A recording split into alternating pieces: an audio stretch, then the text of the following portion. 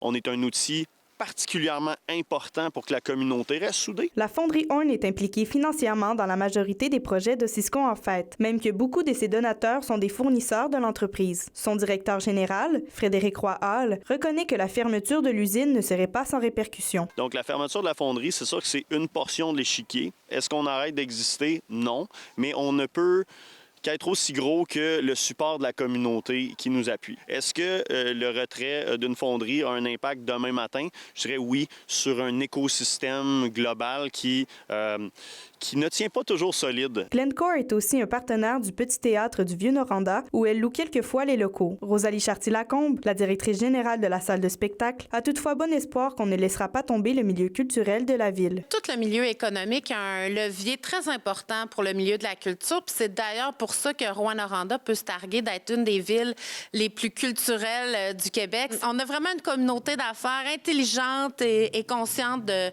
la fragilité de ça, mais de l'importance qu'ils ont dans le développement de notre milieu. À son avis, la vraie menace repose ailleurs. Des fois, c'est le désengagement gouvernemental avec culture à l'école, l'effritement, en fait, de nos infrastructures sociales, puis aussi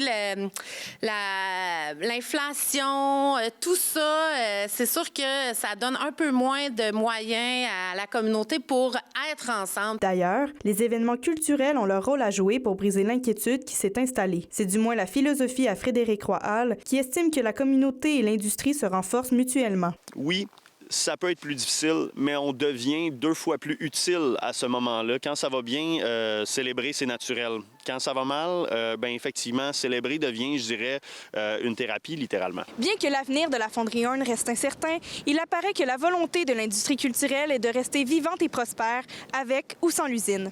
Mia Alexis, RNC Nouvelles, Rouyn-Noranda.